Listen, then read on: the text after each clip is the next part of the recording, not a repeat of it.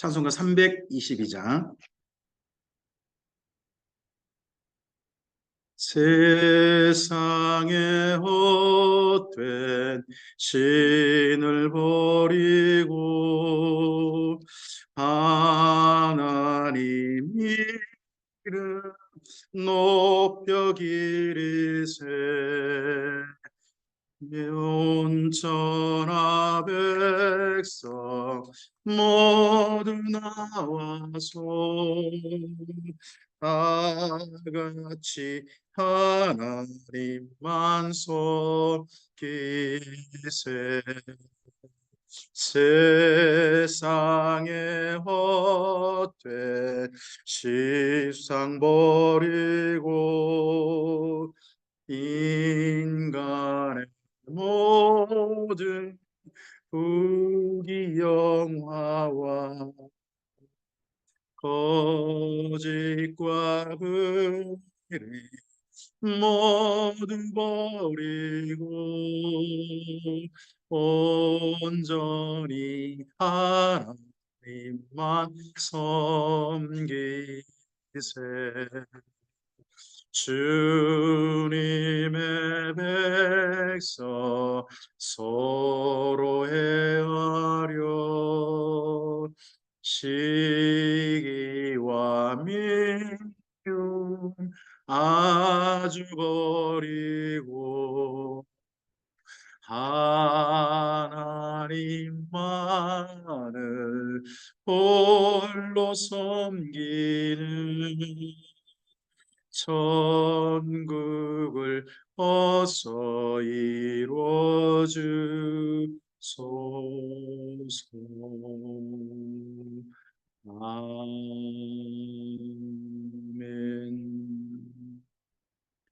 기도하겠습니다. 주님, 주님의 선하신 도우심 가운데 주님의 말씀을 사모하여 함께 만나기로 약속한 날 이렇게 만나 주의 말씀 안으로 들어갈 수 있음에 감사합니다. 이 말씀을 기록하게 하시고 지금까지 보존하여 주시고 오늘 우리에게 읽고 만나도록 도우신 하나님께 감사드립니다. 이 말씀이 성경 속에만 기록된 말씀이 아니라 우리 눈에 보이고 귀에 들리는 말씀일 뿐만 아니라 우리의 마음에 담기고 마음에 하나님이 원하시는 대로 새겨지는 말씀이게 하옵소서. 그래서 말씀을 만나는 사람으로 하나님의 선하신 뜻을 만나는 사람으로 우리 하나님 아버지를 만난 사람으로 오늘 이후의 삶이 이어져 가게 해 주시옵소서. 오늘 하루 모든 일정을 주님의 손에 부탁드립니다. 주께서 쉬고 말씀을 집중하는 모든 시간 동안 우리의 체력을 보존하여 주시고 지켜주시며 또한 모든 시간 속에서 보는 눈과 듣는 귀와 깨닫는 마음으로 주의 말씀을 만날 수 있도록 인도해 주시옵소서. 오직 성령께서 감동하여 주시옵소서. 부탁드리오며 예수님 이름으로 기도합니다. 아멘. 네, 오늘부터 오늘은 역사서 말씀을 살펴가도록 하겠습니다. 역사서를 읽을 때 몇 가지 한 8가지 정도 먼저 이렇게 좀 읽으십시오 하는 안내를 좀 하고 싶습니다. 이 이야기는 지금은 하나님 곁으로 가셨습니다. 포항에 박명수 목사님 분이 정리하신 내용을 다시 제가 정리해 본 겁니다. 제가 파워포인트를 만들고 그리고 성경 강좌를 저도 해봐야 되겠다, 지역에서 해봐야 되겠다 하는 마음을 품을 수 있고 용기를 갖게 해주셨던 분이 포항의 박명수 목사님이셨습니다.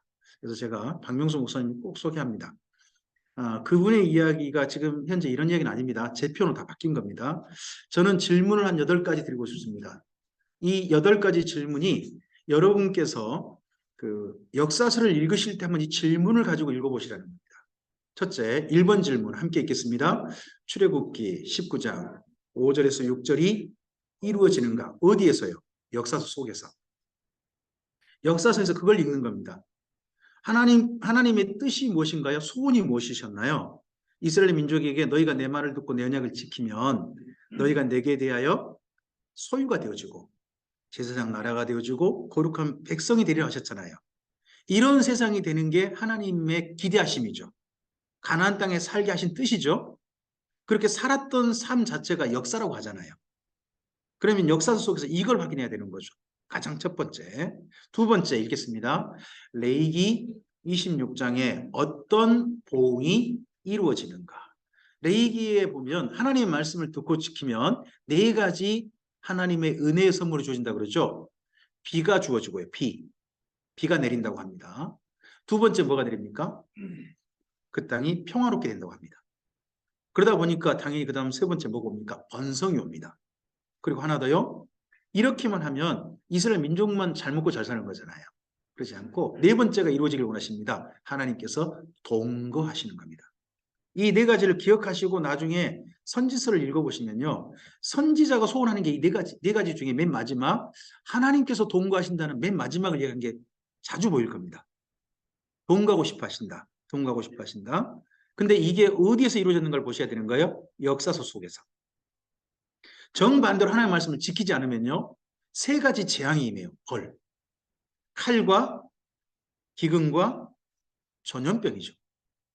이 세 가지가 나타날 수 있어요. 그래서 역사서 속에서 네 가지 선물이 나타났는가, 세 가지 벌이 나타났는가를 본문을 보시면서 확인하시는 거예요. 그럼 뭐가 보일까요? 네 가지 선물이 나타나면 그 시대는 어떤 시대일까요? 하나님께서 호의를 베푸신 시간이고 기대해 보신 시간인 거예요. 정반대로 세 가지 재앙이 나타나면요. 벌받을 만한 시기라는 거죠. 본문을 그렇게 읽어볼 수 있습니다. 그래야 우리가 이 시대는 본받을 만한 시대구나.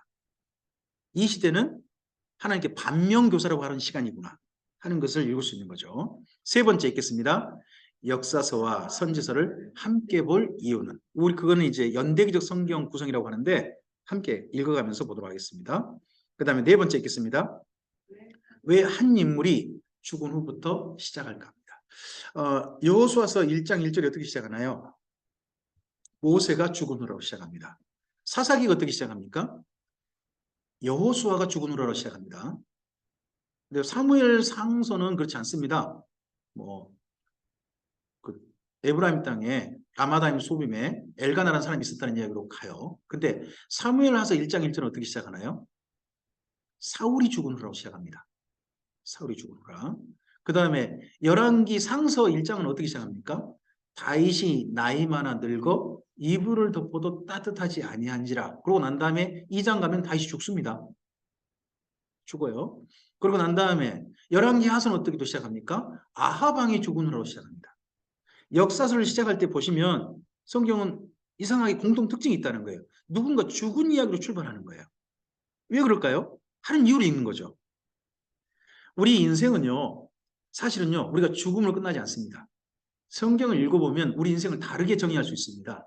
내가 죽고 난 다음에 내가 남겨놓은 영향력 있잖아요. 그것까지 내 인생이더라고요.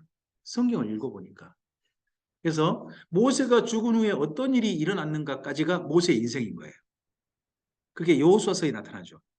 여호수아가 죽은 후에는 어떤 일이 일어났을까요? 그 다음까지 여호수아 인생인 거예요. 그게 어디예요? 사사기 첫머리예요. 그죠? 그 다음에 사울왕이 죽음으로 끝나지 않아요.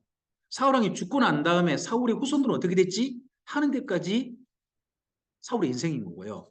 다윗왕이 죽고서 그걸로 끝난 게 아니라 다윗왕이 죽고 난 다음에 그 다음 때에 어떤 일이 일어났지가 다윗의 생인 거예요. 이걸 역사 속에서 우리가 읽는 겁니다.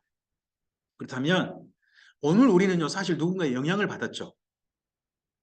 누군가의 인생이 우리를 통해 드러난 겁니다.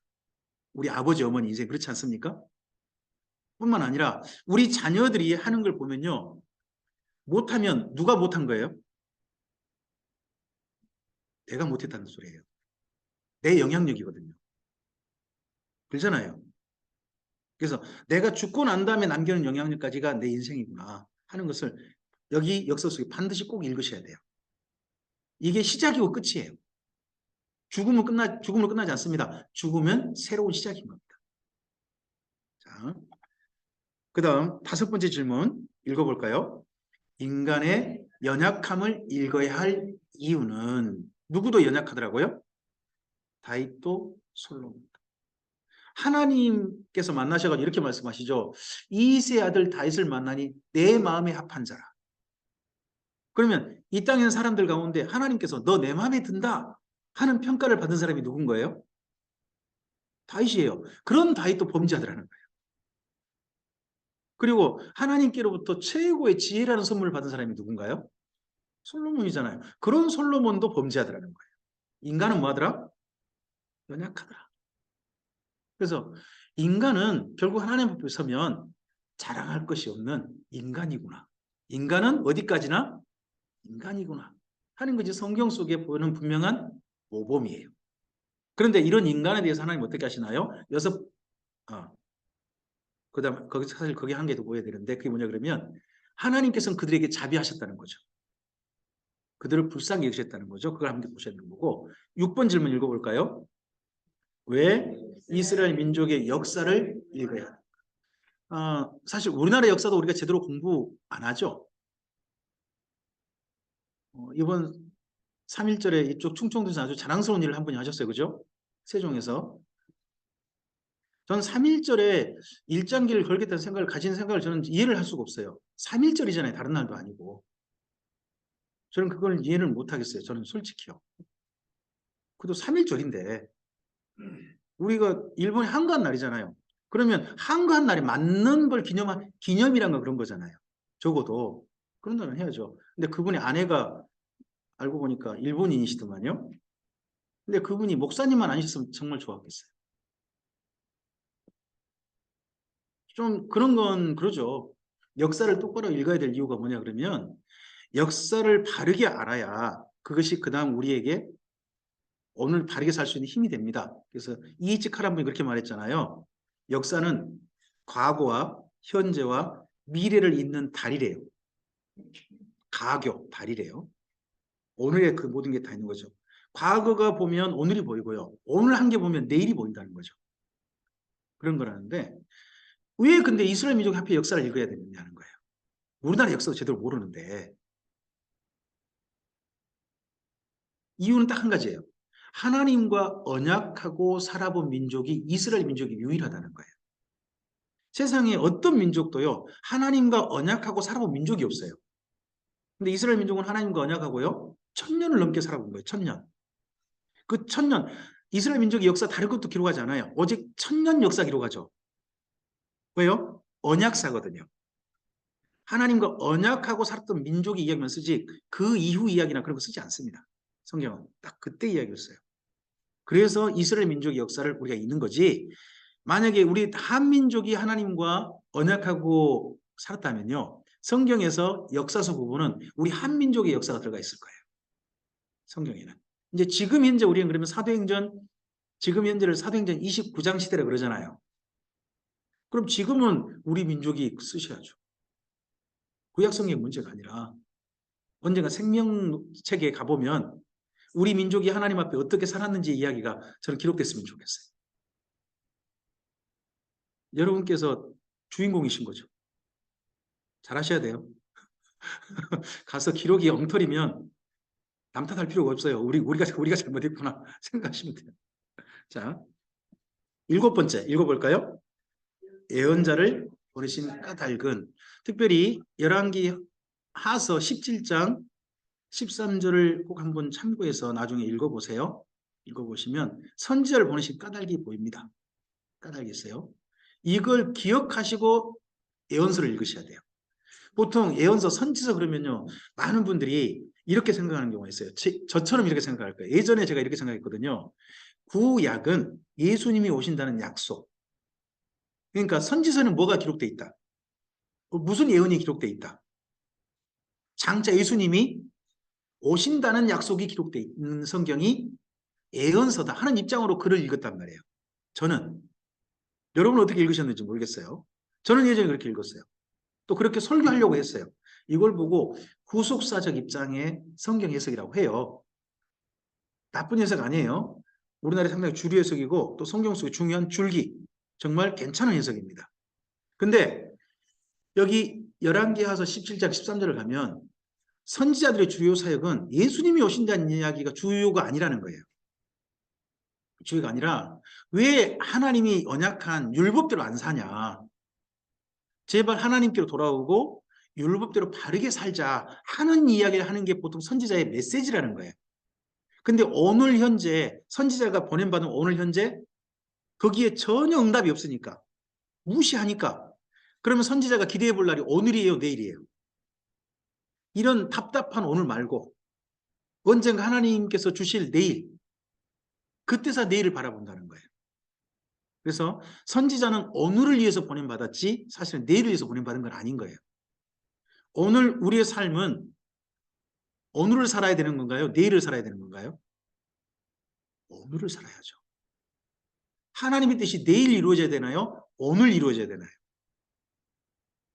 오늘 이루어져야 되는 겁니다. 그래서 우리의 신앙은 오늘을 사는 것이지 내일을 사는 건 아니에요. 내일은 누가 여시는 거죠? 하나님이 인도하시는 겁니다. 우리의 삶은 항상 오늘을 사는 겁니다. 이것도 선지자의 그 보냄받은 사역과 상당히 중요한 연결이 됩니다. 자, 그 다음 8번째 읽어봐 주실까요? 하나님은 무엇을 기대하셨는가? 그리고 하나님이 기대하신 것은 출애굽기 19장 5절 6절이겠죠. 근데 기대하신 결과가 뭔가요? 북이스라엘이 망하고 남유다가 멸망하는 거예요. 뭐 부부로 말하면 어떻게 된 건가요? 파경한 거죠. 제가 너무 고급 언어를 썼나요? 하나님은 그렇게 되셔버린 거예요. 그래서 하나님께서 성경에 보면 전능하시다 그러는데 하나님께 참 안 되고 안 되고 한 게 딱 한 가지가 보여요. 이 천지 만물은요 하나님 뜻대로 움직이시죠. 메뚜기 때 오라 그러면 메뚜기 때 오고요. 그리고 바다에 빠지면 다 빠져 죽기도 하고 그렇습니다. 그렇죠? 바람 불라 그러면요 불고, 멈추라 그러면요 물고기는 너 입 벌려 그러면 입 벌리고요. 사람 죽이면 안 돼? 그럼 3일 밤낮을 지나도 사람을 못 죽입니다. 그렇죠? 바다가 토하라 하면 토하고요. 이게 천지 만물은 하나님의 뜻대로 어떻게 합니까? 다 움직입니다. 질서 그대로 하시면 됩니다. 그런데 누구만 어떤 대상만 하나님의 뜻대로 잘 안 되더라.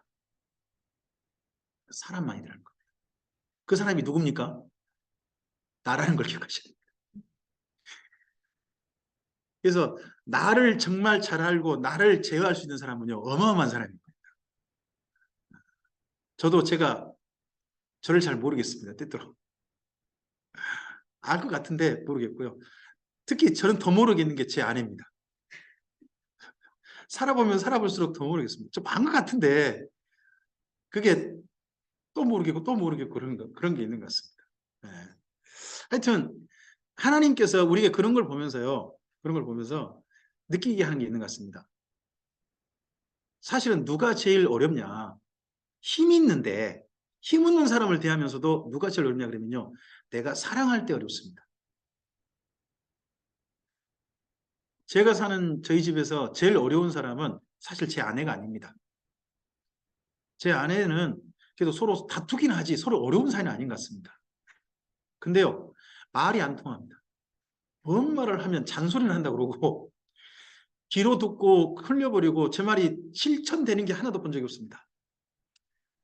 뜻이 제 마음에 있는데 제 아이를 통해서 뜻이 실천되는 걸 본 적이 없습니다. 정말 답답합니다. 근데 하나님도 그러실 거 아니겠습니까? 뜻이 하늘에서 이루어진 것처럼 땅이 누굽니까? 우리들 아닙니까?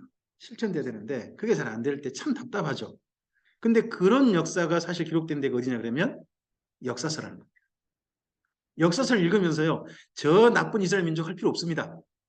그러면 사실 그 역사는 과거 역사지만 지금 현재 하나님의 역사는 누굽니까? 납니다. 나. 그 속에서 내가 보여야 됩니다. 내가 보여야 내가 그런 존재인 걸 알아야 하나님 앞에 겸손할 수 있습니다. 자, 이러면서 우리가 첫 번째 보여야 할 성경이 이제 역사서의 여호수아서가 됩니다. 여호수아서는 하나님과 이스라엘 민족의 결혼 이야기로 본다면 천년간의 부부 생활로 본다면 신혼집 마련이라고 저는 생각합니다. 뭐 저는 신혼집을 집사람과 함께 불법 건물에서 시작했습니다. 옥상에 있는 불법 건물에서 3개월 정도 살다가 양가에서 좀 도움을 주셔가지고 전셋집으로 옮겨서 그렇게 좀 살아봤습니다. 근데 신혼집은 요즘은 우리 아이들한테 신혼집을 참 마련할 때 좀 많은 걸 좀 마련해 줘야 되나요? 근데 예전엔 다 사글세 이런 걸로 출발하시고 이제 살림 없이 출발하시고 그러신 분도 많으셨던 것 같습니다. 아, 근데 이스라엘 민족은요, 가나안 땅이란 땅덩어리를 등기부등 보내주셨습니다. 이건 네 거야. 여기 살아. 그래서 그 땅을 마련한 시간이 여호수아서죠. 자, 밑에를 읽어볼까요? 광야 양육 세대에게 약속하신 대로 여호수아의 전쟁으로 가나안 땅을 차지하고 지파별로 분배 정착하게 하신 하나님이십니다. 네, 여호수아서는요, 한 몇 가지를 좀 이해하시고 본문을 좀 읽으셨으면 좋겠어요. 1번 읽어주실까요? 아브라함에게 주신 아브라함에게 하나님께서는요, 너는 복의 근원이 될 거다 이런 것만 하신 게 아닙니다. 너의 후손에게 이 가나안 땅 줄게를 약속하셨어요. 근데 그 약속이 성취된 때가 바로 여호수아서입니다. 그래서 창세기 하신 약속이 성취된 시간이 바로 여호수아서다 생각하시면 됩니다. 두 번째, 2번 읽어주실까요? 여호수아의 안식이 주어졌습니다. 이건 히브리서 4장에 나옵니다. 여호수아의 안식과 예수님을 통해 주어진 안식이 비교됩니다. 비교되는데요. 네, 이 안식을 필요해서 이스라엘 민족은 그 땅에 누렸습니다. 이 안식이란 뭐냐 그러면요, 평화롭게 살게 되었다는 겁니다. 그 땅에서 걱정하지 않고 정착할 수 있게 되었다는 겁니다. 그 다음에 3번입니다. 읽으실까요? 레이기대로 살아볼, 예, 이스라엘 민족이 가나안 땅에서 자기 마음대로 살아서는 안 됩니다. 기준이 있어요. 이대로 살아야 되는 거죠.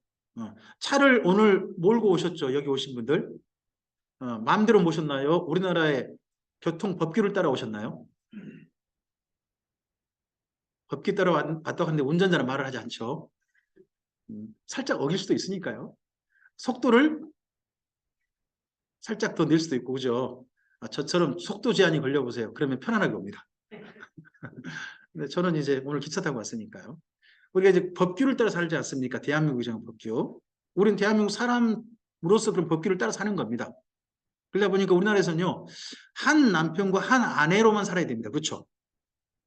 하지만 이슬람의 나라를 가면요, 그 나라 법이요, 한 남편이 아내 4명까지 거느릴 수 있습니다.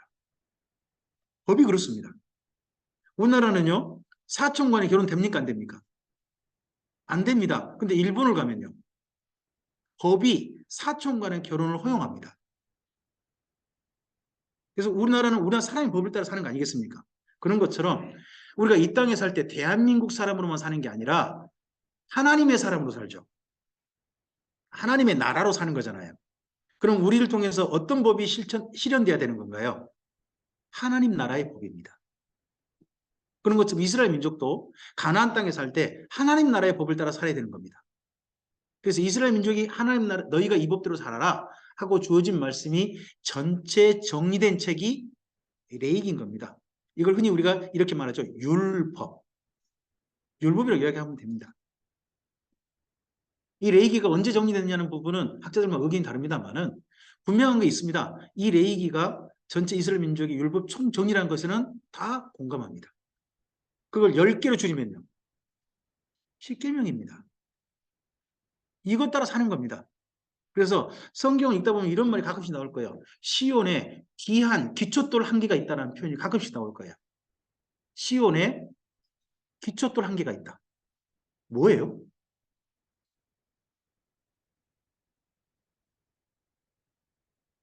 그게 뭐예요? 시온에 가면 성전이 있죠. 성전 가장 깊숙한 곳 지성소에 뭐가 있어요? 법궤 있죠. 법궤 안에 뭐가 담겨 있어요? 십계명에 쓰인 돌판이잖아요. 그 돌판을 뭐라고 한 거예요? 기초돌이라고 한 거예요. 여기를 따라 살아야 한다는 거죠. 선지자들이 자꾸 그 이야기를 해요. 딴 얘기가 아니에요. 그래서 이스라엘 민족은 그 십계명을 따라 사는 거예요. 하나님과 언약을 맺은 대로. 그랬던 것처럼 우리에게 이제 예수님 이후 우리에게 기초돌은 누군가요? 뭔가요? 우리의 기초돌은요, 예수님이세요. 우리는 그래서 이제 예수님을 기준으로 사는 거예요. 그런 삶으로 우리가 또 주어졌죠.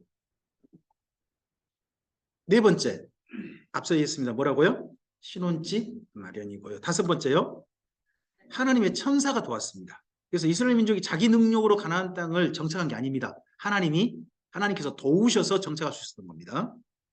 여섯 번째요. 허니문 시간입니다. 이때 하나님과 신혼 시간이거든요. 신혼 때요. 자기 여자에게 누가요 지나가면서 어떤 남자가 눈을 힐끔힐끔 하면요. 그 남편이 그냥 지켜봐야 됩니까? 눈을 보라래야 됩니까? 저건 뭔 논팽이요? 해야 되는 거 아닙니까? 아, 그때가 신혼이죠. 제가 이야기를 잘못한 겁니까? 네. 이런 이야기가 여기 여호수아 속에 있습니다. 이때가 신혼 때라 하는 것은 에레미야서 2장 1절부터 3절을 참고해 보시고 해보시면 될 것 같습니다. 자, 여호수아서는요. 그래서 그 땅에 정착한 이야기입니다. 그러다 보니까요. 정착하기 위해서 첫 번째 뭐 해야 됩니까? 전쟁을 해야 되겠죠. 이미 살고 있는 사람들과 전쟁을 해야 됩니다. 그럼 전쟁하기 전에 먼저 뭐 해야 돼요? 전쟁 준비를 해야 됩니다. 그리고 전쟁을 해야 됩니다. 그럼 전쟁을 해서 몇 개 땅을 자기 땅으로 만들었습니다. 그러고 난 다음에 뭐 해야 됩니까? 12개 지파가 땅을 분배받아야죠. 그럼 여기까지 일을 하고서 누가 자기 사역을 완수한 겁니까? 여호수아. 그럼 여호수아는 이제 어떻게 됩니까? 사명이 완수되어지면 그 다음 어떻게 됩니까? 죽습니다. 이걸 거꾸로 말하면 이렇게 말합니다. 사명이 있는 한은 죽지 않는다는 말이 그래서 나오는 겁니다. 그래서 모세의 사명은 어디까지? 가나안 땅 들어가기 직전까지. 그때 들어가신 겁니다. 여호수아 사명은 어디까지? 가나안 땅에 정착하기까지. 그러고 나서 데려가신 겁니다. 그래서 그 다음 일은 그 다음에 맡기는 겁니다. 사명이 있는 한 죽지 않는다 하는 표현들이 이런 분들의 모범을 따라서 우리가 나온 이야기입니다. 자, 이걸 이제 좀 내용을 좀 가볍게 간단하게 정리한 네 개를 가보면 첫째는 전쟁 준비하잖아요. 전쟁 준비가 여호수아서는 상당히 많아요. 제가 1장부터 4장이라고 해놨나요? 1장부터 5장까지예요. 1장부터 5장. 큰 제목이 지금 4장이라 하는데 5장까지입니다. 이게 준비되어지는 과정이 5장까지 갑니다. 전쟁하기 전에 뭘 많이 했습니까? 준비를 많이 했습니다. 저도 에스라 성경 강좌를 처음 만나보고 난 다음에 제게 새로운 삶을 시작할 수 있는 기회가 됐습니다. 저에게는. 그 전에 에스라 성경 강좌 만날 때는 전 자포자기한 그런 사람, 목회자로 자포자기했던 사람이었고 그냥 이대로 살다가 아내하고 심지어 이혼하고 뭐 PC방에 살다가 전직 목사 PC방에서 죽다 하는 그런 생각을 하고 살았던 때에 제가 에스라 성경 강좌를 갔으니까요. 성도 중 한 사람이 신천지 가버린 바람에 그걸 확인하고 나서 그 사람 나 빼내고는 내가 목회 그만한다 한 생각을 하고 갔던 거거든요. 그래서 그때 처음으로 제가 새로운 목회를 하나님의 신앙생활을 새롭게 다시 시작할 수 있는 계기가 제게는 2002년도였어요. 그때 그렇게 됐거든요. 그러고 난 다음에 이대로 해봐야지 하는데요. 처음 딱 봤다고 설교가 그렇게 바뀌고 제 성경 보는 모든 게 바뀌고 절대 아니에요. 그로부터 제가 에스라 성경 강좌를 맨 처음에는 대구에 계신 강철원 목사님 도움으로 갔고요. 그 다음에는 강철원 목사가 계속 손 벌려줬으니까 성도도 없는 교회에서 아내한테 눈치 봐가지고 생활비도 없는 집에 제가 그냥 빼가지고 광주에서 그 당시에는 또 카풀이 있었거든요. 산천까지 가는 카풀 열심히 거기 저 홈페이지 봐가지고 카풀 있다 그러면 연락해가지고 제가 꼭 저 좀 태워주세요. 그러면 갈 때 만원 올 때 만원만 2만 원만 내면 되고 거기 회비만 내면 되고 하니까 그때 회비는 또 5만 원이었거든요. 그래서 7만 원 내고 딴 데 아무것도 안 쓰고 그러고 전 다녀온 시간을 3년에 1년에 기도 2번은 꼭 가보려고 했고요. 그 사이에 정리하고 또 해보고 그렇게 해서 3년간 전 6번을 다녔어요. 다니고 계속 정리하고요. 제 나름대로 글을 써보고요. 그래서 그때 제가 써올렸던 글이요. 지금도 다음에 가면 지금은 다음이 아닌가요? 카카오인가요? 지금 카카오인가요? 그쪽으로 이름이 바뀌었죠? 거기 가면 그 에스라 멤버들만 모인 카페가 하나 있어요. 거기도 있고 또 에스라 하우스도 있는 것 같은데 제가 그때 정리했던 글이 지금도 제법 많은 분이 퍼간 글로 있어요. 일부러 제가 정리해 봤거든요. 창세기는 어떻게 읽을 것인가? 출애굽은 어떻게 읽을 것인가? 정리해서 그때 올렸던 글들이 지금도 남아있어요. 그때 했던 거예요. 3년 동안 준비하고 나서 대화 설교를 드디어 시작했어요. 3년 후에. 어땠을까요? 잘 됐을까요? 어떻게 됐을까요? 개뿔. 송도 세 가정이 떠나버렸어요. 처음 하다 보니까 완전히 숨 가르치는 설교만 한 거예요. 설교란 맨 마지막에 덕담이 꼭 있어야 되거든요. 설교다워야 돼요. 가르친 것뿐만 아니라 이 말씀 듣고 용기가 생겨야 되고 삶을 살아야 될 방향이 보여야 될 거 아니에요. 근데 그런 제시들 못하고 무조건 가르치고 하는 것만 열심히 한 거예요. 그러다 보니까는 나중에 그 떠나기 전에 몇 분, 되신 분들이 와가지고 그런 얘기 하시더라고요. 목사님, 설교를 듣고 싶어 하는 거예요. 아, 저 설교하고 있는데요.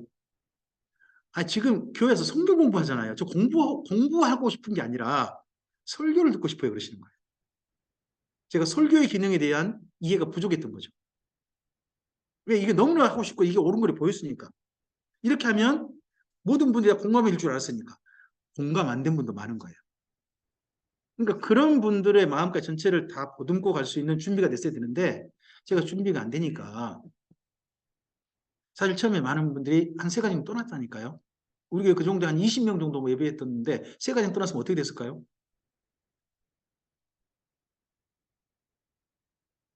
새벽이 아니라 수요 예배를 저는 집사람과 함께요. 단 둘이만 제가 에스라 성경 강좌 갔다 오고 난 다음에 수요 예배를 그때서 시작했어요. 제가 수요일 날 예배당에 대부분 있지 않고 PC방에 있어가지고 수요를 잘 안 드렸어요. 죄송해요. 하여튼 그랬는데 수요를 다시 시작하고 하니까 집사람이 제가 달라진 줄 알았대요.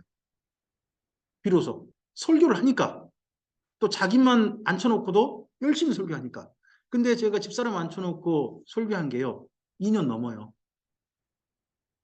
둘이만 설교한 게. 대화 설교하고 난 다음에도. 그런 것들이 시행착오 후에 그러고 난 다음에 제가 성도들 억지로 먹고 성경 강좌하고 그러면서 준비돼서 그러고 난 다음에 이게 차근차근 차곡차곡 쌓여서 지금 제가 이렇게 하는 이런 강좌가 있는 거지. 준비가 없이는 절대 안 되는 거예요. 하나님께서도 사람 일을 위해서는 사람 준비를 시키세요, 먼저. 여호수아를 준비시키시고 이스라엘 민족이 준비돼야 되거든요. 가나안 땅 정복하려면. 그 일을 먼저 하십니다. 그 다음에 정탐하게 하시고요. 살펴봐야죠. 무조건 들어가면 안 됩니다. 무대포는 안 됩니다. 하나님은 살펴보게 하십니다. 뭐 이런 내용들이 강을 또 건너게 하면서요. 마치 출애굽할 때 경험을 다시 하게 하는 거예요. 출애굽할 때 경험. 이 가나안 땅에 누가 함께 하신다. 하나님 우리랑 함께 가신다는 확실한 경험이잖아요. 그래서 신앙 경험은요. 우리의 신앙생활 상당히 소중한 자산이에요. 그죠?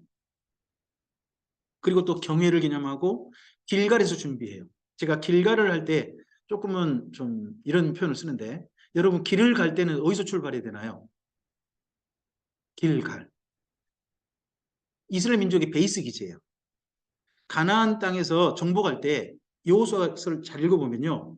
남부전쟁, 중부전쟁 이쪽은 전부 다 길갈에서 출발했어요. 하솔과의 전쟁은 어디서 출발했는지 이야기 안 나와요. 하지만 길갈에서 출발한 걸로 나오거든요. 길갈로 다시 돌아오고 그게 나와요. 길갈이 베이스 기지예요. 이스라엘 민족은 길을 갈 때 길갈에서 출발해서 이 이후에 이스라엘 민족은요. 역사서 속에 보면 길갈에서 우상 숭배도 상당히 많아요. 길갈에서 기념도 많이 해요. 왜요?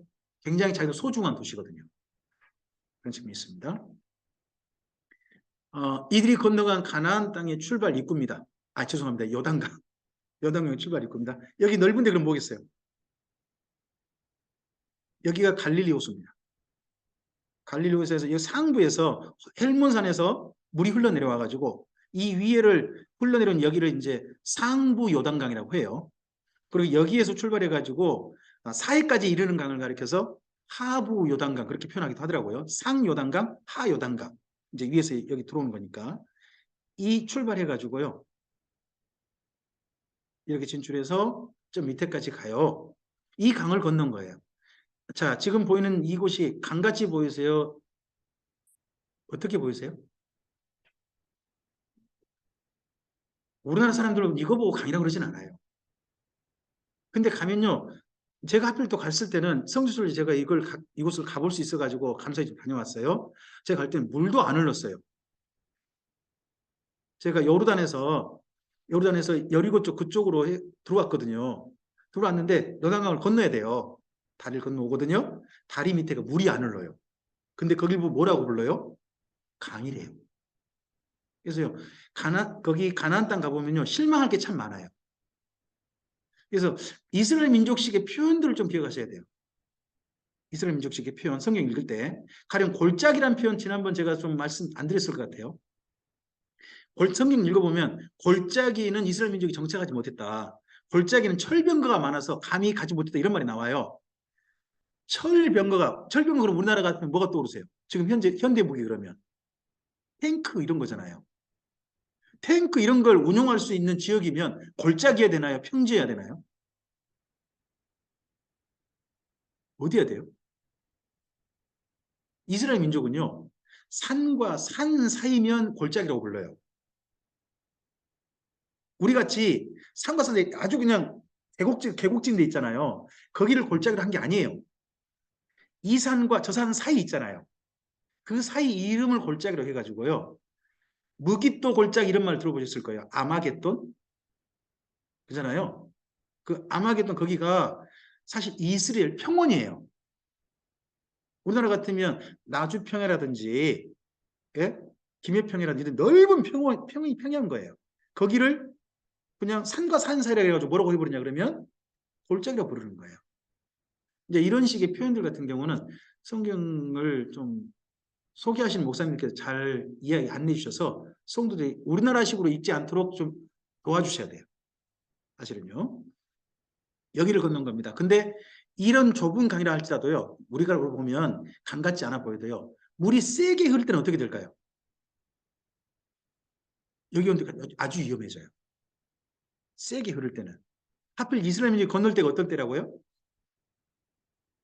보리하고 밀을 거둘 때 가지고 물이 세게 넘쳐 흘러서 위험한 때라고 표현하는 거예요. 그러면 가나안 땅에선 저쪽 요단강 쪽쪽에 사람들이 건너올 거다 못 건너올 거다 생각할까요? 건너올 거다? 못 건너온다. 왜?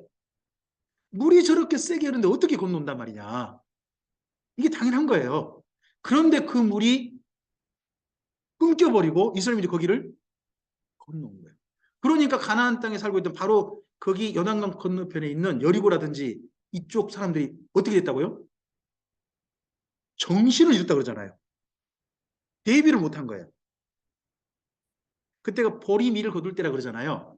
보리미들 성 안에서 길렀을까요? 성 밖에서 길렀을까요? 성 안에는 사람만 살고요. 성문 넓은 들에서 길러요. 보통 적군이 쳐들어오면 뭘 없애버리죠? 적군이 점령한 지역에 뭐가 없어야 돼요? 두 가지죠. 하나는 식량이 없어야 되고요. 또 하나 물이 없어야 돼요.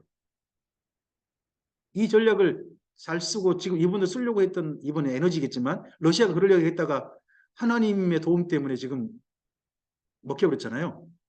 그 러시아는 그 동장군 겨울이란 걸 이용하려고 했다가 유럽이 겨울이 아니었잖아요. 실패했잖아요. 저는 하나님 도움이 실패했다고 생각해요.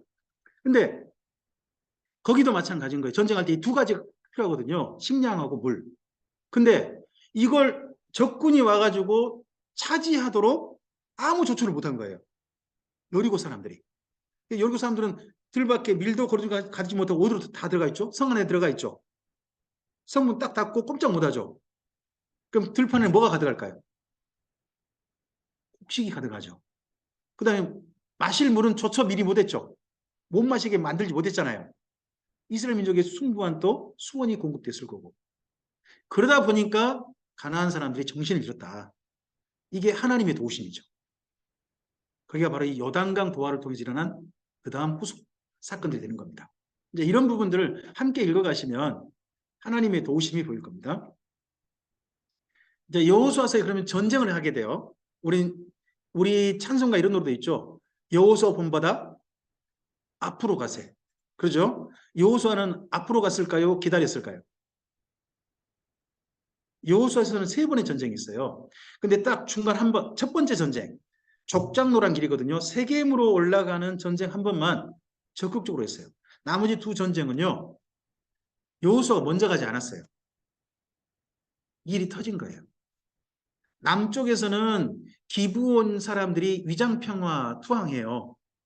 그런 바람에 그 주변 다른 성들이 기브온 사람들을 없애버리려고 하죠. 그래서 기브온 사람들이 도움을 요청한 바람에 일어난 전쟁이 남부전쟁이고요. 북부전쟁은요, 하솔이라는 맹주가 주변 군대를 모아가지고 이스라엘 민족에 전쟁을 선포해요. 그런 바람에 이스라엘 민족이 특히 여호수아가 군대를 끌고 가서 했던 게 북부전쟁이에요. 그래서 여호수아서는 잘 읽어보면요, 여호수아가 전쟁을 적극적으로 한 사람이 아니에요. 우리는 여호수아 그러면 아주 적극적인 사람을 생각하시죠? 사실은 아니에요. 그런 부분도 있습니다. 하지만 이 전쟁을 통해 가지고 이스라엘 민족이 가나안 땅에 평안하게 정착할 수 있었어요. 텃세를 못 부린 거죠. 그전 살고 있던 민족들이. 네. 한번 좀 가볼까요? 소리가 좀 작게 되어 있는 것 같네요. 네. 뭐 상관없으니까. 먼저 중부 전투는 우리가 잘 아는 것처럼 여리고를 가고요. 그죠? 길가에서 여리고 가서 아이성 갖다 좀 혼나죠. 아이성. 그리고 베델을 거쳐서 세겜까지 가는 겁니다. 세겜에 왜 갔느냐 그러면 세겜에 가면 양쪽에 산이 있습니다. 그리심산과 에발산입니다. 이 산에 모세가 유언했죠. 한쪽에는 축복의 말을, 한쪽엔 저주의 말을 새기고 양쪽에 서로 선포해서 아멘 해라. 이거 하라고 했잖아요. 그래서 가나안 땅에 들어가자마자 여호수아가 이거 가장 먼저 한 겁니다. 무슨 말입니까? 이스라엘 민족이 가나안 땅에 무엇을 따라 살겠다는 거예요. 하나님의 말씀대로 살면 뭘 받고, 복을 받고, 하나님의 말씀을 거역하면 우리는 뭘 받는다. 이걸 먼저 선포한 거예요. 그게 중부 세겜으로 올라가는 길이에요. 그럼 이 다음엔 세겜에 정착을 해야 될까요? 다시 길갈로 가야 될까요? 우리 같으면 세겜에 정착을 갔잖아요. 근데 군대가 다시 길갈로 돌아가 버려요. 중부 산길은 이미 확보가 됐으니까 다시 길갈로 돌아가 버립니다. 그러고 나서 남쪽 말씀드린 것처럼 기브온의 위장투항 때문에 남쪽 전쟁이 일어납니다. 그래서 남쪽에 이 기브온이 있는 그 근처에서 이스라엘 민족 군대가 도움 요청 받고 가서 전쟁하죠. 이때 나온 유명한 말이 있죠. 태양아, 멈춰라, 달아, 멈춰라. 그 아얄론 골짜기 그쪽에서 그런 사건이 있게 되잖아요. 그래서 이스라엘 민족이 이때 남쪽을 쓸어버립니다. 남쪽을 쓸고 그리고 헤브론도 이때 한번 뒤집어 엎어놓습니다. 그리고 다시 북부 전쟁입니다. 북부는 하솔이란 맹주입니다. 이 하솔은요 여호수아에서만 등장하지 않아요. 이 이후에요 사사기에 또 등장합니다. 사사기에 그 유명한 여사사 있죠. 두보라와 바락. 두보라와 바락이 맞붙었던 거기가 바로 하솔입니다. 하솔. 그래서 하솔은 굉장히 이 다음까지도 계속 강한 그런 족속 중에 하나입니다. 근데 여기서 전쟁을 선포했습니다. 그래서 이스라엘 민족이 길갈에서 출발했는지 모르지만 북부에서 전쟁을 하게 됩니다. 그래서 북쪽을 점령합니다. 이 세 번 전쟁이 여호수아 전쟁입니다. 자, 이 전쟁에 다 승리를 했어요. 그런 바람에 이스라엘 민족이 땅에 정착하게 됐습니다. 근데 잘 보시면 한 군데 전쟁을 하지 않았어요. 여호수아가 한 군데를 전혀 건드리지 않았어요. 혹시 어딘지 보이세요? 거기 어디냐 그러면요. 이 평야지대예요. 해안가지대. 사실 여기 살아야 되거든요. 여기를 점령하지 못했어요. 여기 누가 살까요? 블레셋이 살아요. 이 블레셋이 그래서 언제까지 존재하게 되나요? 다윗왕 때에 가서야 비로소 완전히 복속돼요. 그러기 전까지는 이스라엘 민족이 끝없이 블레셋이 옆구리에 가시에요. 계속 괴롭힘을 당해요. 하지만 여호수아는 자기 역할 충분히 한 거죠.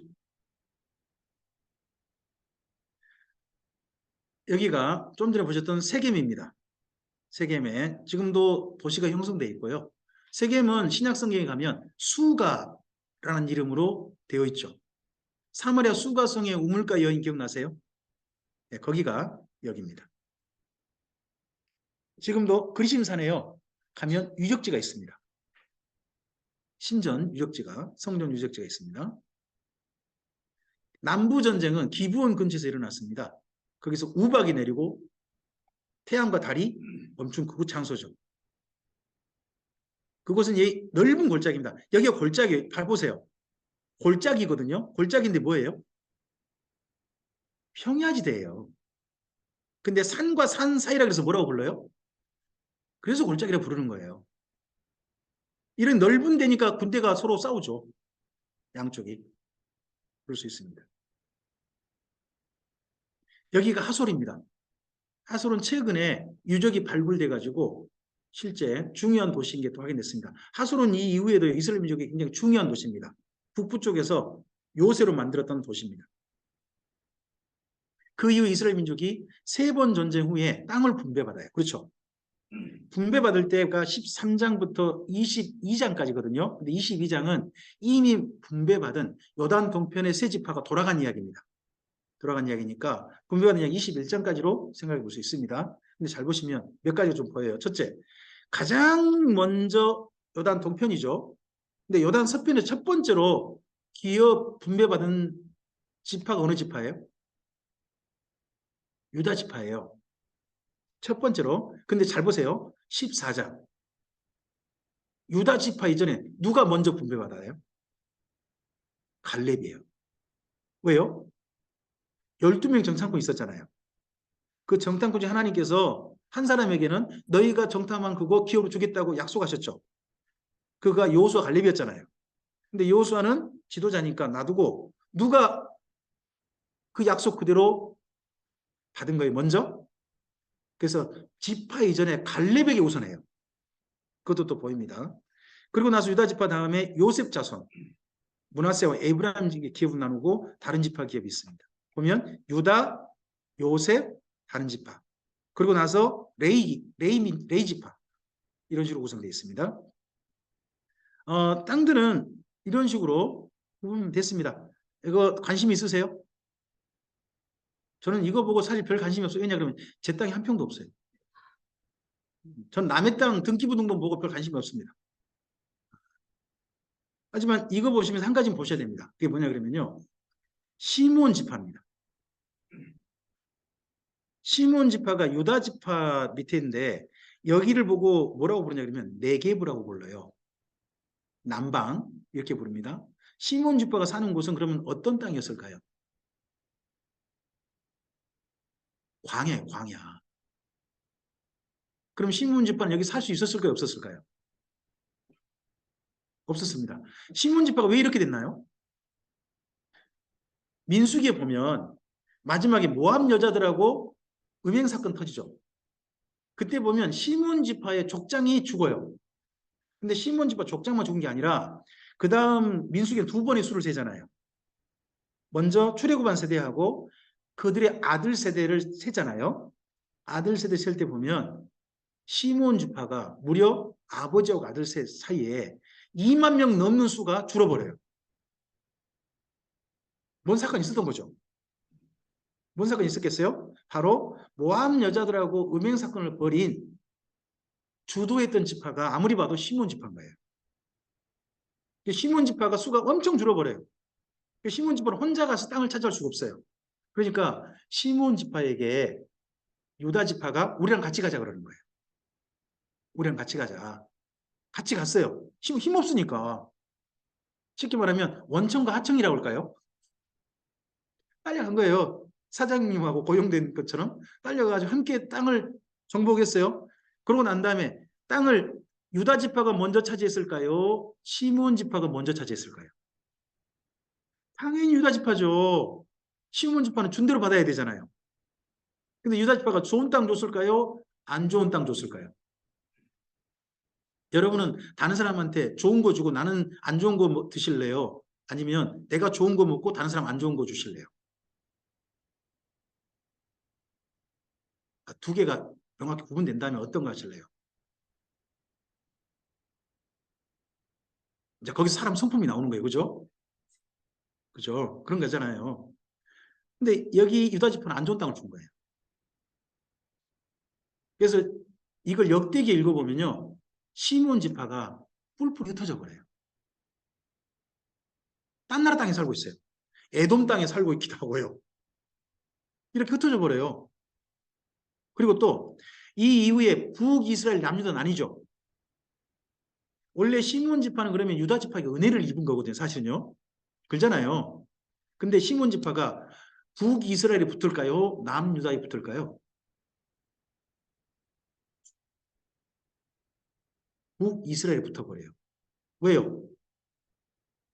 이걸 원수로 여겼을까요? 한으로 여겼을까요? 그런 것도 보여요. 네. 이제 이런 부분들은 나중에 좀 더 좀 읽어보시고요.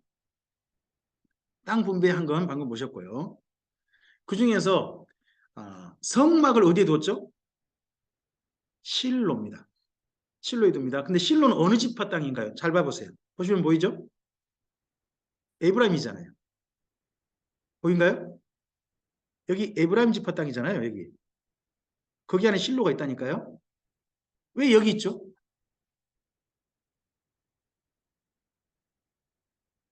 사사기 때 장자 지파가 어느 지파예요?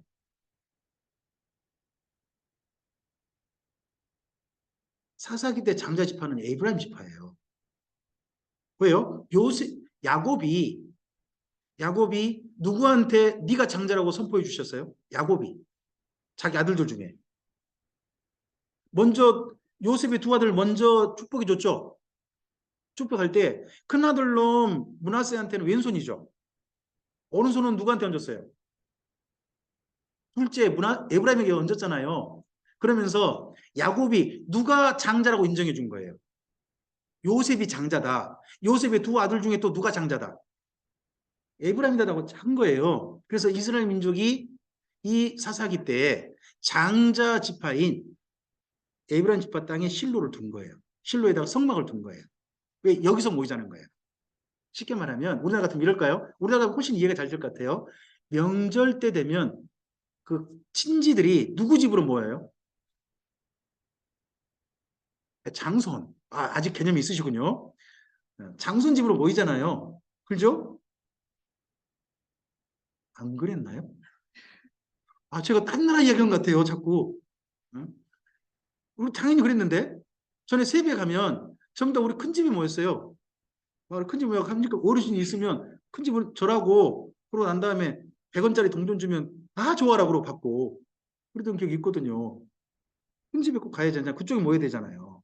그런 것처럼 이스라엘 민족이 절기가 되면 어느 지파로 모이는 거예요?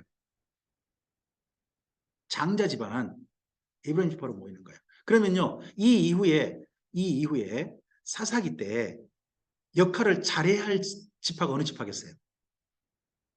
주변이 힘들어요. 딴 형제들이 힘들면 누가 챙겨야 돼요? 큰아드님이 챙기셔야 되는 거 아니에요? 제일 큰 형님이, 그죠? 또 큰 누님이 챙기거나 그러는 거잖아요. 우린 당연히 그님이 그런 거 있잖아요. 마찬가지예요. 그런데 이제 그들이 역할을 했냐는 거예요. 그걸 또 읽으셔야 할 때가 사실은 사사기예요. 자, 그 다음 또 도피성입니다. 도피성은 레이지파 이야기죠. 요단 동편의 세 곳, 요단 서편의 세 곳. 이렇게 해서 어, 억울하게 누군가를 자기는 전혀 마음이 없었는데 누군가를 죽이거나 했던 사람들이 도피할 수 있는 곳, 그런 곳을 마련했죠. 이 가운데서 세 지파 이야기는 계속 읽어보시는 거예요. 레이 지파는 흩어지게 했죠. 그렇죠? 레이 지파는 한 곳에 뭉쳐 살게 한 게 아니라 각 지파 속에 섞여 살게 했죠. 이유가 뭐예요? 그 지파를 돌보는 일이 그들의 기업이라는 거예요. 땅을 돌보는 일이 기업이 아니라 지파 사람들을 돌보는 일이 레이 지파 일이라는 거예요. 하나님의 사람답게 살도록.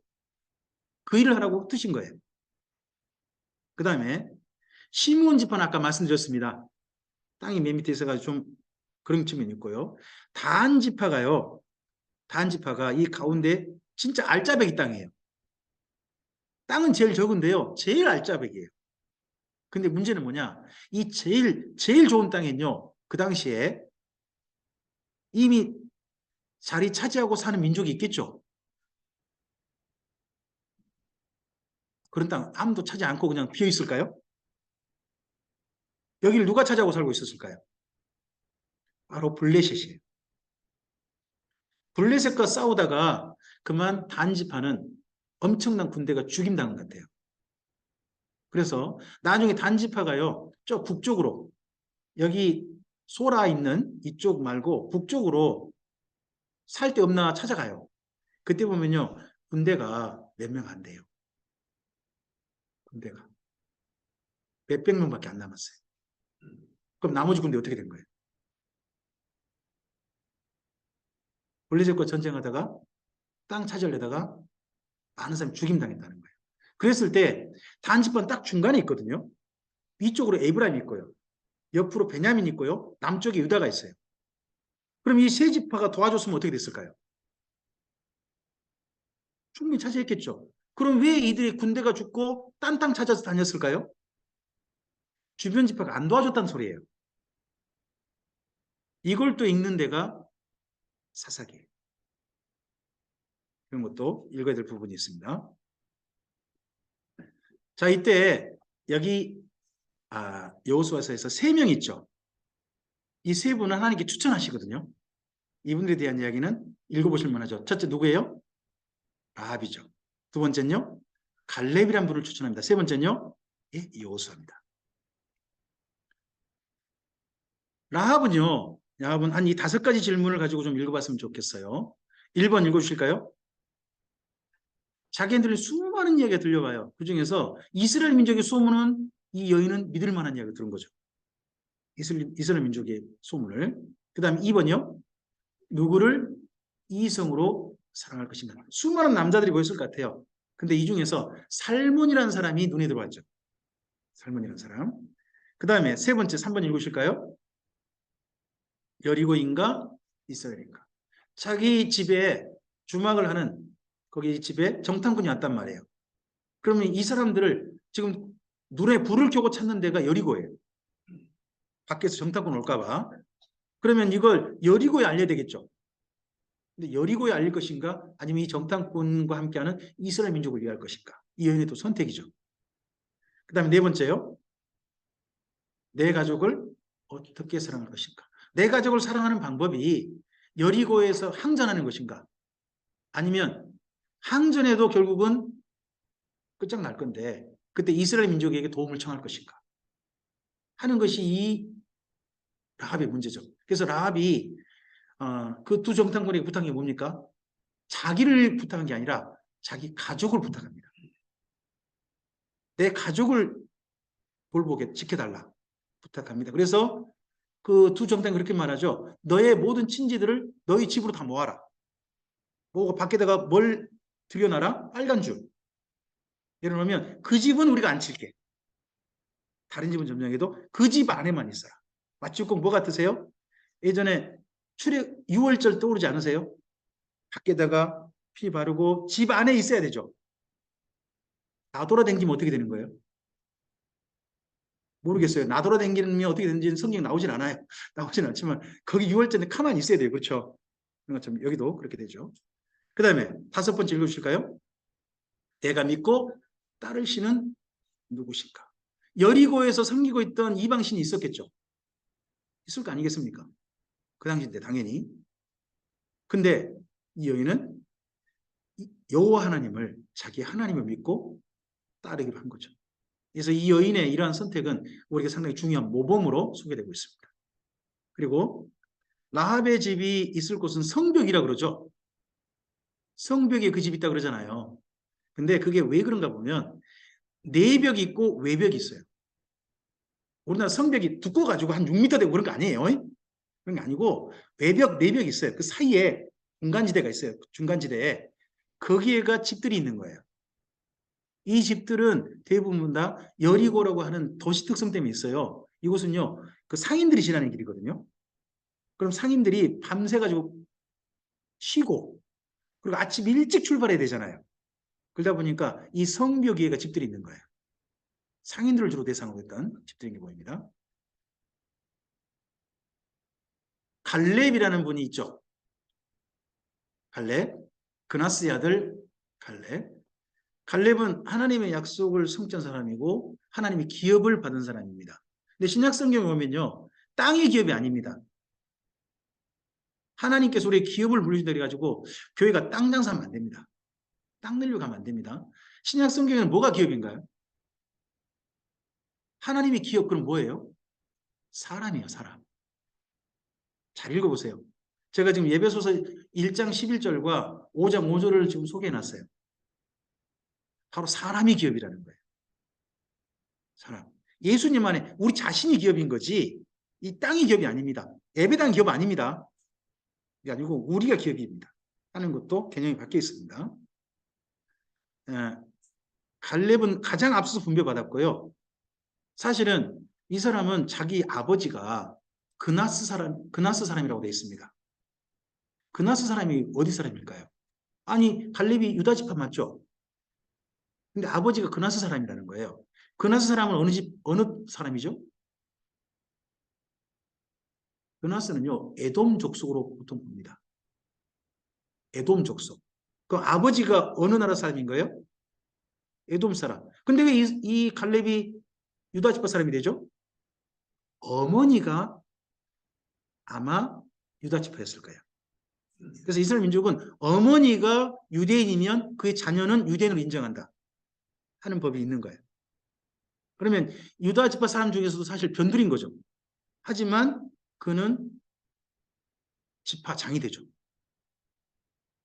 그리고 이 다음에 후계자가 살몬일 같은데 온일이 됩니다. 이건 좀 이따가 제가 룻기 때 말씀을 좀 드리고 싶습니다.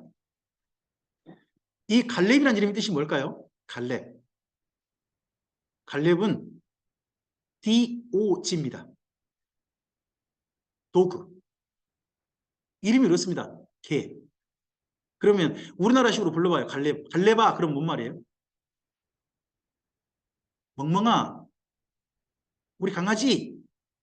이런 말인 겁니다. 기분 나쁘면요. 기분 나빠서 불러봐요. 그래서 이스라엘 민족이 제일 혐오하는 단어가 개 같다는 단어입니다. 그래서 잘 보면요. 이 갈렙이라는 이름이 이 이후에요. 이스라엘 민족 속에 나오지 않습니다. 없어요. 그럼 갈렙이라는 이름은 왜 주어졌을까요? 보니까 이집트 신이에요, 신. 그의 아버지가 이집트 신을 따라서 자식 이름을 이 신의 너를 보여주길 바란다 하는 뜻으로 갈렙이라 한 거예요. 하지만 그는 하나님의 사람이 됐죠. 우리나라 그 분들도 그런 거 있잖아요. 예수 믿는 분들 속에 뒤에 이름이 용자 쓰신 분 있죠. 용자 쓰시는 그런 분들이 있단 말이에요. 아버지 조상님이 붙여주셔가지고. 하지만 용자 붙었으면서도 하나님을 열심히 섬기는 분도 있을 수 있는 거잖아요. 그런 식의 분이 바로 갈렙이라 생각하시면 돼요. 네. 그리고 갈렙은 어디 땅을 차지합니까? 이 산지를 여기가 어디겠어요, 그러면? 현재 헤브론입니다. 헤브론을 기업으로 물려받죠. 헤브론에 가면 두 곳이가 있습니다. 하나는요, 막벨라 굴입니다. 여기가 뭐죠? 막벨라 굴은 아브라함이 무덤으로 샀던 땅 아닙니까? 사라를 묻혔고 또 아브라함도 묻혔다고 하는 그 땅, 거기가 있고요. 그 다음에 헤브론 굴은 뭐가 떠오르냐 그러면 이스라엘 민족이 어깨에다가 포도송이 메고 갔죠. 그게 헤브론 골짜기입니다. 그래서 보니까 헤브론을 갈렙이 기업으로 받은 겁니다. 여기서 가져갔기 때문에. 네. 그리고 여호수아가 모범입니다. 여호수아는요. 그의 마지막 뒷부분 보면 에브라임 지파에게 부탁한 게 나오고요. 장로들에게 부탁한 게 있고 백성들에게 부탁한 게 있습니다. 에브라임 지파에겐요. 네가 장자면서 뭘 더 달라달라 하지 마라. 그냥 꽁고로 먹으려고 하지 마라. 하면 자기가 본을 보입니다. 딥나세라는요. 폐허가 된 곳입니다. 폐허가 된 곳을 자기가 직접 유업으로 물려받아가지고 다시 건설했습니다. 이스라엘 민족은 가나안 땅 정착에 두 가지 방법이 있었어요. 폐허가 된 곳을 다시 도시를 만드는 방법이 있었고 사람들을 쫓아내고 마을을 그대로 차지하는 방법이 있었어요. 그러면 여호수아 같으면 어떻게 할 수 있는가요? 멀쩡한 마을 있잖아요. 사람만 쫓아낸 마을. 그걸 기업으로 물려받을 수 있을 거 아니에요. 근데 그렇지 않았다는 거예요. 자기가 본을 보입니다. 그리고 장로들에게도요. 장로들에게도 부탁합니다. 장로들이 뭘 앞장서야 되느냐? 다른 게 아닙니다. 말씀을 준행한 삶을 장로들이 보여야 한다는 거예요. 그리고 진짜 하나님만 사랑해라. 우상 제발 눈 돌리지 마라. 하는 것들 장로들에게 합니다. 그리고 백성들에게는요. 섬길 자를 선택하라는 겁니다. 이제 가나안 땅에 살다 보니까 이방신들이 눈에 보입니다. 광야에서는 아무것도 없었죠. 하나님밖에 없었잖아요. 하지만 가나안 땅에 살게 되면 보이는 게 많습니다. 그런 가운데서 하나님만, 그리고 마음을 오직 누구에게만? 하나님께만. 이걸 부탁합니다. 그런데도 여호수아에게 이상하게 그 다음에 여호수아 다음에 뭘로 이어집니까? 사사기로 이어진다는 거예요. 너무 슬프죠. 왜 그런가 하면 한 두 가지 정도 이유를 보통 봅니다.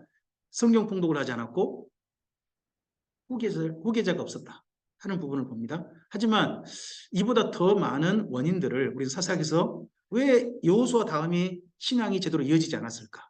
이스라엘 민족이 하나님을 떠났을까 하는 부분들을 함께 좀 보셔야 됩니다. 이때가 어느 때냐? 신혼 때입니다. 신혼 때 바람 나면 됩니까? 안 됩니까?